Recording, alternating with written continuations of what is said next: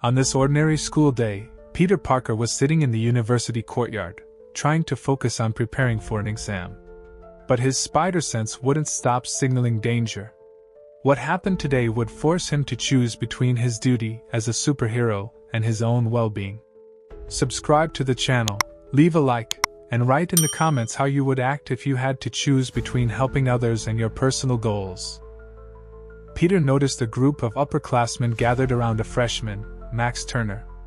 The boy was moving around in a wheelchair after an unfortunate accident, and some students kept bullying him. Brad Davis, the football team captain, once again decided to assert himself at the expense of someone weaker. Max's story was especially close to Peter. This talented student had lost the ability to walk during one of his father's lab experiments. His father had tried to develop revolutionary nerve cell regeneration technology, but something went wrong. Now Max carried on his father's work, dreaming of creating an exoskeleton that would help people like him. "Hey, wheelie nerd!" Brad yelled mockingly, blocking Max's path. "Think getting the highest score on the physics test makes you special? Maybe you're smart, but you'll always be a helpless cripple." Peter felt anger boiling inside him. He understood Max all too well. Both of them bore the burden of heavy losses and responsibility. Every day, Max fought not only physical limitations but also the prejudices of those around him, all without losing his drive to help others. Peter recalled Uncle Ben's words, "With great power comes great responsibility." But it was the middle of the day, there was a crowd of students, and any show of superpowers could expose his secret. Besides, he had an important quantum physics exam in an hour, one he'd been preparing for weeks. Peter realized that if he didn't intervene now, he would never forgive himself for cowardice. He slowly approached the group of upperclassmen, feeling his heart pound with adrenaline. Memories of his own school days flashed by. He had been the target of ridicule himself until the day a radioactive spider bit him. But Max wasn't going to gain superpower. After class, Peter was rushing to the lab to finish his project when he noticed Brad and his crew following Max to the subway station. His spider sense practically screamed danger. Peter remembered how a few months ago, a similar situation ended with a group of bullies shoving a wheelchair-bound teenager down an escalator. Back then, Spider-Man wasn't around. Heading down to the platform, he saw them corner Max near the edge.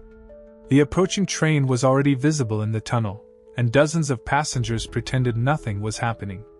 Peter recalled how many times he had walked past injustice himself, too busy with his own affairs, until Uncle Ben taught him that indifference is complicity.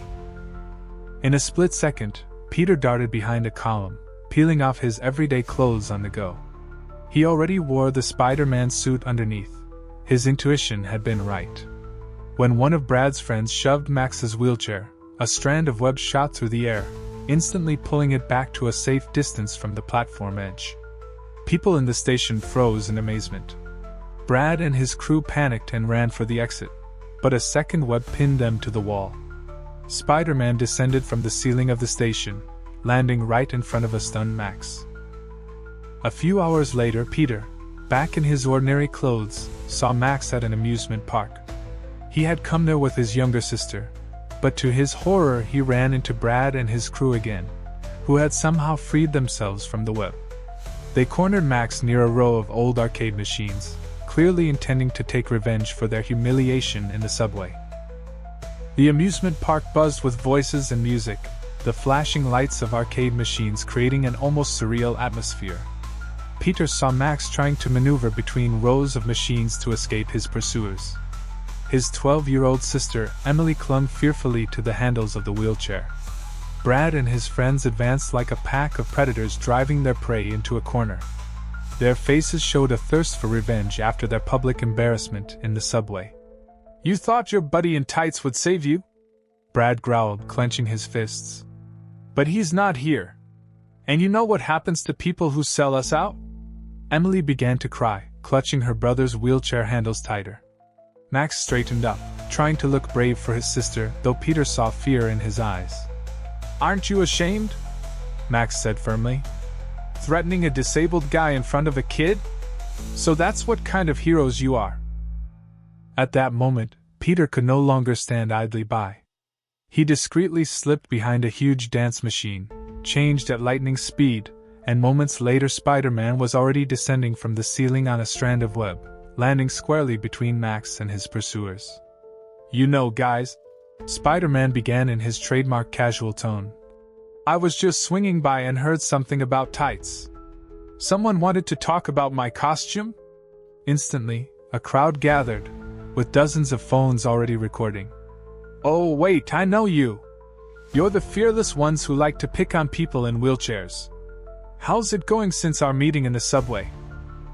Brad and his gang tried to keep their composure, but fear was already showing beneath their bravado.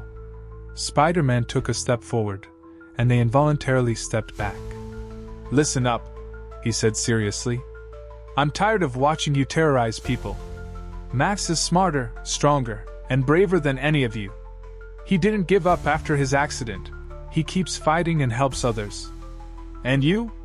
What have you achieved besides bullying those weaker than you?" Emily stared at the superhero in awe, and Max couldn't help but smile. Park security, drawn by the crowd, was already rushing over. "Next time," Spider-Man added, turning to Brad, "when you feel like humiliating someone, remember that real strength isn't in your muscles. It's in being able to stand up after a fall, and being willing to help others do the same." Later that evening, footage from the amusement park went viral on social media. Thousands of people shared the story of how Spider-Man stood up for a student in a wheelchair. But more importantly, the next day at the university, Brad approached Max and, for the first time in his life, said, "I'm sorry." As for Peter Parker, he missed an important quantum physics exam. But when the professor asked him why he was absent, Peter only smiled.